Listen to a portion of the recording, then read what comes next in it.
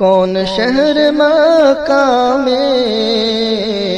صبح صبح آیا ہے، جس کے نور سے عالم سارا جگمگایا ہے۔ بسم اللہ الرحمن الرحیم۔ الحمد للہ رب العالمین، والصلاة والسلام علی سید الانبیاء والمرسلین، محمد ابن عبد اللہ الامین وعلی آلہ واصحابہ واہل بیتہ اجمعین، اما بعد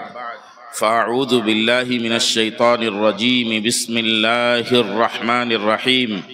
فاستمسک بالذی اوحی الیک انک علی صراط مستقیم وَإِنَّهُ لَذِكْرٌ لَكَ وَلِقَوْمِكَ وَسَوْفَ تُسْأَلُونَ۔ وقال تعالى ثم أورثنا الكتاب الذين اصطفينا من عبادنا فمنهم ظالم لنفسه ومنهم مقتصد ومنهم سابق بالخيرات بإذن الله ذلك هو الفضل الكبير صدق الله العظيم۔ اسٹیج پر تشریف فرما بڑے عظیم الشان شخصیت کے بڑی عظیم الشان شخصیت کے بیٹے، بڑے عالی شان عالم حضرت مفتی سعید احمد صاحب مظاہری دامت برکاتہم، ہمارے بہت ہی قریبی دوست حضرت مولانا خلیل احمد صاحب ندوی دامت برکاتہم، اور ہمارے بہت ہی قریبی دوست حضرت مولانا خالد صاحب ندوی جو واپی ہی میں رہتے ہیں دامت برکاتہم، اور مفتی عبید اللہ صاحب ماٹلی والا سے تشریف لائے ہوئے، اور حضرت قاری محمد وسیع اختر صاحب، اور یہاں محمدی ٹیوشن کلاسز کے بانی اور سرپرست ذمہ دار حضرت مولانا قاری شمیم اختر صاحب مرکزی قاسمی دامت برکاتہم، اور جس جلسہ گاہ میں تشریف فرما جس دیگر علماء کرام، میری مائیں اور بہنیں اور عزیز بچے اور تمام دینی بھائی، السلام علیکم ورحمۃ اللہ وبرکاتہ۔ اللہ تعالیٰ نے ماشاءاللہ بہت اچھا پروگرام کرا دیا اور بہت برکت عطا فرمائی اس پروگرام میں۔ کافی بچوں نے قرآن کریم کو ختم کیا، ان کے سروں پر دستار بندھی، بہت سارے بچوں کو انعامات سے نوازا گیا، بہت سارے بچوں نے پروگرام پیش کیا اور بہت اچھا نمونہ پیش کیا، دل بہت خوش ہوا، اور میں سمجھتا ہوں کہ ہمارے جتنے بھی سامعین ہیں علماء ہیں سب بہت خوش ہوئے ہوں گے۔ میں سمجھتا ہوں کہ بات نہ کی جائے تو بہتر ہوگا، اس لیے کہ مولانا خلیل احمد صاحب نے جو باتیں ارشاد فرمائی ہیں وہ ہمارے لیے نمونہ ہیں، اور ماشاءاللہ انہوں نے اپنے دل کی بات رکھی اور بلکہ کلیجہ نکال کر رکھ دیا۔ اس لیے میں مناسب نہیں سمجھتا ہوں کہ میں آپ حضرات کے درمیان اور ایک عظیم شخصیت حضرت مفتی سعید صاحب کے درمیان زیادہ دیر تک میں حائل رہوں۔ مجھے بڑی شرمندگی ہوتی ہے کہ ایسے عظیم لوگ موجود ہوں اور میں ان کے سامنے تقریر کروں، میرا دل بھی بند ہے۔ میں کافی ٹائم سے سوچ رہا ہوں کہ میں ان بھائیوں سے کیا عرض کروں، ان بہنوں سے کیا میں عرض کروں، میرے یہ بچے ان سے میں کیا عرض کروں۔ میں نے اپنے دوست مولانا خالد صاحب سے پوچھا بھی کہ مجھے سمجھ میں نہیں آ رہا ہے، اور اتنے بڑے آدمی یہاں بیٹھے ہوئے ہیں، میں سمجھتا ہوں کہ ہم تمام لوگوں کو ان سے استفادہ کرنا چاہیے اور ان کی بات سننا چاہیے اور فائدہ اٹھانا چاہیے، لیکن چونکہ حکم ہوا ہے اس لیے میں اپنی ماؤں اور بہنوں سے بھی عرض کروں گا، اپنے بھائیوں سے بھی عرض کروں گا، اپنے بچوں سے بھی عرض کروں گا، اور اس بات کو عرض کروں گا جو پیارے اللہ نے پیارے آقا محمد الرسول اللہ صلی اللہ علیہ وسلم کو ڈائریکٹ حکم فرمایا ہے، میں اس بات کو آپ سے عرض کرنا چاہتا ہوں۔ اللہ فرماتے ہیں فَاسْتَمْسِكْ بِالَّذِي أُوحِيَ إِلَيْكَ، آپ اس وحی کو مضبوطی سے پکڑ لیجئے جو آپ کی طرف بھیجی جا رہی ہے۔ فَاسْتَمْسِكْ بِالَّذِي أُوحِيَ إِلَيْكَ إِنَّكَ عَلَى صِرَاطٍ مُسْتَقِيمٍ، بے شک آپ سیدھے راستے پر ہیں۔ وَإِنَّهُ لَذِكْرٌ لَكَ وَلِقَوْمِكَ، اور بے شک یہ آپ کے لیے شرف کی بات ہے۔ وَسَوْفَ تُسْأَلُونَ، اور تم تمام لوگوں سے اس کے بارے میں سوال کیا جائے گا۔ پوری امت کو پتا ہے وحی کیا چیز ہوئی تھی اور کیا چیز بھیجی گئی تھی۔ وہ قرآن کریم کی شکل میں نبی پاک محمد الرسول اللہ صلی اللہ علیہ وسلم پر اللہ کی باتیں بھیجی گئی تھیں جو قرآن کی شکل میں ہمارے پاس موجود ہے۔ اس کے بارے میں اللہ فرماتے ہیں فَاسْتَمْسِكْ بِالَّذِي أُوحِيَ إِلَيْكَ، یہ قرآن نازل کیا جا رہا ہے، اس کو مضبوطی سے پکڑ لو اور بے شک آپ سیدھے راستے پر ہیں، اور یہ آپ کے لیے اور آپ کی قوم کے لیے شرف کی چیز ہے، عزت کی چیز ہے، اور اس کے بارے میں تم سے سوال کیا جائے گا۔ میں تمام بھائیوں کو اس طرح متوجہ کرنا چاہتا ہوں کہ قرآن کریم و عظیم الشان کتاب ہے جس کے بارے میں، جس کی کوتاہی کے بارے میں بھی ہم سے سوال کیا جائے گا۔ اگر ہم نے اس کے بارے میں کوتاہی کی ہے اور ہم نے اپنے گھروں میں تلاوت نہیں کی ہے اور ہم نے اس کو سمجھنے کی کوشش نہیں کی ہے اور ہم نے اپنے پڑوسیوں کو قرآن نہیں پڑھایا ہے، اپنے بچوں اور اپنی نسلوں کو قرآن نہیں پڑھایا ہے، تو اس کے بارے میں سوال کیا جائے گا اور اس کا جواب دینا پڑے گا، اس لیے کہ جو بات اللہ کہتے ہیں وہ لازم ہوتی ہے، وہ ہو کر رہتی ہے، اس میں ذرہ برابر بھی شبہ نہیں ہے۔ یہ چیزیں اس لیے عرض کی جاتی ہیں کہ امت میں قرآن پاک سے جو غفلت ہو گئی ہے لوگوں کے دلوں میں، ہم نے جو قرآن کریم کو طاق میں رکھ دیا ہے،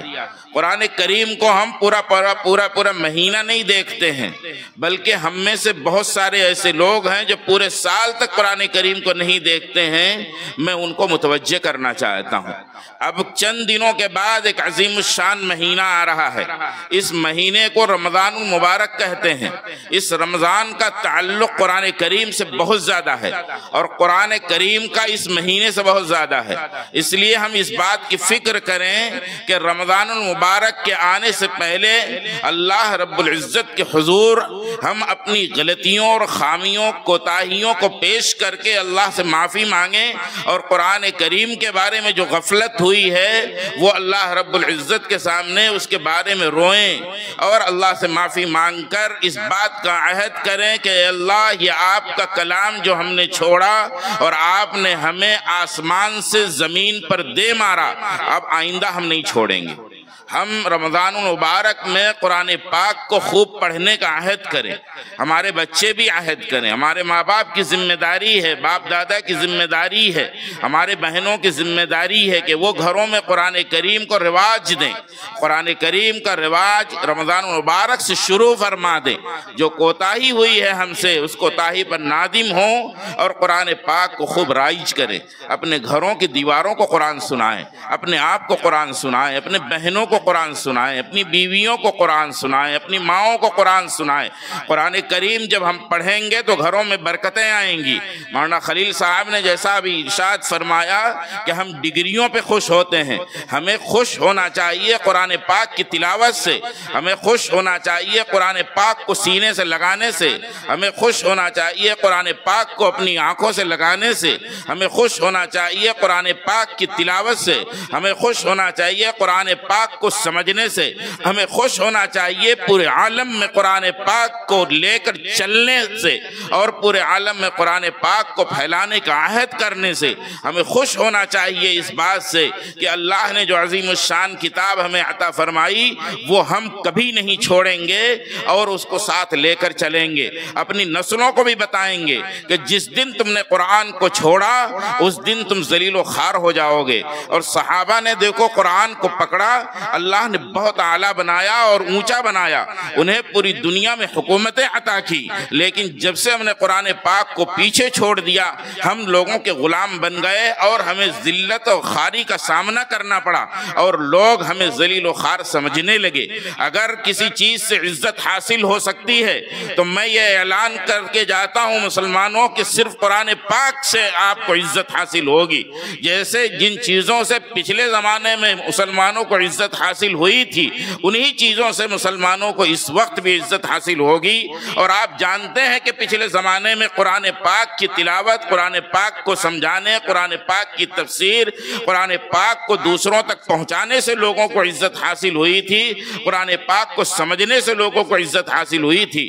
یہ ڈگریاں حاصل کرنے سے عزت حاصل نہیں ہوئی تھی، یہ ہماری غلط فہمیاں ہیں۔ ٹھیک ہے، زندگی کی ضرورتیں ہیں، ہم مانتے ہیں اس چیز کو، اور اس کے لیے ہم اپنے محلے کے ایک دو لوگوں کو تیار کریں گے جو ہماری زندگی میں کام آئیں گے اور ضرورت پہ وہ کھڑے ہوں گے۔ ہم اپنی بہنوں کو بھی تیار کریں گے جو ہماری بیویوں اور ہماری ماؤں کے علاج کے لیے وہ آگے آئیں گی اور محنت کریں گی۔ لیکن ہم میں سے ہر فرد اس بات کی کوشش کرے گا کہ میرے سینے میں قرآن پاک کی مقدس آیات جمع ہو جائیں، میرے بچے کے سینے میں قرآن پاک کے مکمل تمام 30 پارے جمع ہو جائیں، اور میرے بچے قرآن پاک کو سمجھنے والے بن جائیں۔ اگر میری طرف سے کوتاہی ہے تو میری نسلوں میں قرآن پاک پڑھنے والے بن جائیں، اس کی فکر کرنے کی ضرورت ہے۔ اگر ہم نے یہ فکر نہیں کی تو ہمارے محلوں میں بے برکتی آئے گی، اور وہ بے برکتی ہم ڈاکٹریٹ سے ختم نہیں کر سکتے، انجینئرنگ سے ختم نہیں کر سکتے، ہم نرسنگ ہوم سے ختم نہیں کر سکتے، ہم میڈیکل کالج سے ختم نہیں کر سکتے۔ اگر آپ اپنی زندگی سے اپنی زندگی کی برکتوں کو حاصل کرنا چاہتے ہیں اور خوش رہنا چاہتے ہیں، اطمینان دلوں میں رکھنا چاہتے ہیں، دلوں کو خوش رکھنا چاہتے ہیں، تو آپ کو آنا ہوگا مدرسوں کی طرف، آپ کو آنا ہوگا مسجدوں کی طرف، آپ کو آنا ہوگا قرآن کی طرف، آپ کو آنا ہوگا دینی علوم کی طرف، اور آپ کو آنا ہوگا اللہ کے ذکر کی طرف، اور آپ کو آنا ہوگا نبی پاک محمد الرسول اللہ صلی اللہ علیہ وسلم سے لو لگانے کی طرف، اور آپ کی ذات اطہر پر درود شریف بھیجنے کی طرف۔ یعنی یہ جو اعمال ہیں اس سے دل مطمئن ہوں گے، ان سے دلوں کو سکون حاصل ہوگا۔ ڈاکٹر بننے سے دلوں کو سکون حاصل نہیں ہوگا، لیکن ہم ضروریات زندگی سے انکار نہیں کرتے ہیں، اس کی ضرورت ہے، لیکن ایمان کی بقا کے ساتھ، ایمان کی حفاظت کے ساتھ، قرآن کی حفاظت کے ساتھ، احادیث کی حفاظت کے ساتھ، ناموس رسالت کی حفاظت کے ساتھ۔ پیارے آقا محمد الرسول اللہ صلی اللہ علیہ وسلم جو دین کا علم لے کر آئے تھے اس کو بلند کرنے کے ساتھ، دین کی حفاظت کے ساتھ، ہم دین بیچ کر انجینئر بن جائیں، ہم دین بیچ کر ڈاکٹر بن جائیں، ہم دین بیچ کر وکالت پڑھ لیں، اور ہم دین بیچ کر جج بن جائیں، اور دین بیچ کر ہم پولیس کے بڑے محکموں میں جمع ہو بیٹھ جائیں، اور دین بیچ کر ہم اعلیٰ کرسیوں پر بیٹھ جائیں، یہ ہمارے لیے کامیابی کی راہ نہیں ہے، ہم ناکام ہو جائیں گے۔ ہماری کامیابی اصل تو دنیا سے جانے کے بعد کی زندگی ہے، اور وہ نہ پولیس محکموں سے پوری ہوگی، اور نہ آپ کو پرائم منسٹر بننے سے پوری ہوگی، اور نہ وزیر بننے سے پوری ہوگی۔ آپ کو سچا پکا مسلمان بننا پڑے گا۔ اور سچا پکا مسلمان کون ہے؟ کنتم خیر امہ اخرجت للناس تأمرون بالمعروف وتنہون عن المنکر وتؤمنون باللہ۔ تم بہترین امت ہو، تم بہترین امت ہو، دوسروں کے لیے نکالے گئے ہو تاکہ تم دوسروں کو نیکی کا حکم کرتے رہو اور برائیوں سے روکتے رہو۔ تمہارا صرف ایمان تمہارے لیے صرف اتنے کے لیے تم نہیں بھیجے گئے کہ تم ایمان لے آؤ اور کامیاب ہو جاؤ، نہیں، تم ایمان لاؤ، کامیاب ہو، دین کی حفاظت کرو، اپنی جانوں کو اللہ کے لیے قربان کرو، اپنے مال و دولت کو اللہ کے لیے قربان کرو،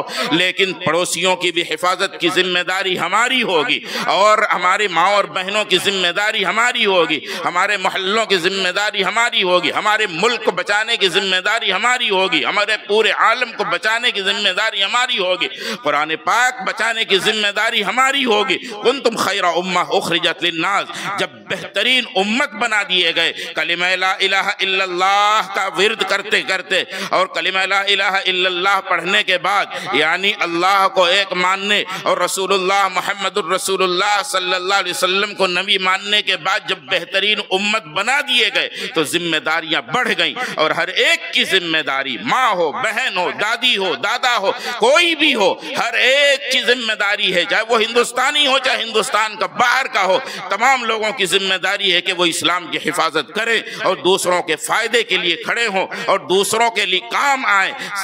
تنہا اپنا بینیفٹ نہیں دیکھیں۔ آج ڈاکٹر اپنا بینیفٹ دیکھ رہا ہے، انجینئر اپنا بینیفٹ دیکھ رہا ہے، دوسرے جو دنیاوی علوم کے حاصل کرنے والے اپنا فائدہ دیکھ رہے ہیں۔ اگر کسی دوسرے کا فائدہ دیکھنے والا اس دنیا میں کوئی ہے تو وہ اللہ کے دین کا محافظ، علماء کرام، عالم دین ہے، جو دوسروں کی دین کی حفاظت بھی کرتا ہے، ان کے کام آتا ہے، ان کی مدد کرتا ہے، ان سے محبت کرتا ہے، ان کو صحیح راستہ راستہ بتاتا ہے، ان کو نمازیں پڑھاتا ہے، ان کی غلطیوں پر انہیں متنبہ کرتا ہے، پیار سے بھی کرتا ہے اور کبھی سختی سے بھی کرتا ہے۔ یہ علماء کرام ہی ہیں جو دوسروں کو نفع پہنچاتے ہیں، جو بہترین لوگ ہیں، یعنی بہترین امت میں بہترین لوگ۔ تو یہ ذمہ داری ہر ایک کی ہے کہ ہم ایک دوسرے کی مدد کے لیے بھی کھڑے ہوں، اپنی دین کی حفاظت کے ساتھ۔ اللہ تعالی ہم تمام لوگوں کو صحیح سمجھ عطا فرما دے کہ ہم لوگ پوری طاقت کے ساتھ پوری دنیا کے فائدے کے لیے کھڑے ہوں۔ میں آپ سے آج ایک بات کہہ کر جا رہا ہوں کہ یہ ملک پوری طریقے سے قلاش ہو چکا ہے۔ اس ملک کا ہر فرد پریشان ہے، اس ملک کا ہر بندہ پریشان ہے۔ اس ملک میں ایک عجیب و غریب وبائیں چل رہی ہیں، بیماریاں چل رہی ہیں، پریشانیاں چل رہی ہیں۔ جو حکومتوں میں ہے وہ بھی پریشان، اور جو حکومتوں میں نہیں ہے وہ بھی پریشان۔ ان کا صرف علاج ایک ہی ہے کہ مسلمان آگے آئیں اور اس ملک کو بچائیں، ورنہ اس ملک کو کوئی بچا نہیں سکتا ہے۔ اس لیے ہمت کرو، آگے بڑھو، قرآن پاک کی تعلیم کو دوسروں تک بھی پہنچانے کی کوشش کرو، اور اپنے دل میں قرآن پاک کی محبت کو جاگزی کر لو، یعنی بٹھا لو اور خوب محبت کرو قرآن کریم سے، اور دوسروں کو بھی بتاؤ کہ آؤ قرآن کی طرف اگر کامیابی چاہتے ہو۔ اس ملک کی حفاظت بلکہ اس پورے عالم کی حفاظت قرآن پاک کی حفاظت میں ہے۔ آگے بڑھو، آپ اپنے دنیاوی علوم کے ساتھ ساتھ قرآن پاک کی تعلیم کو آگے رکھو اور دوسروں تک پہنچانے کی کوشش کرو۔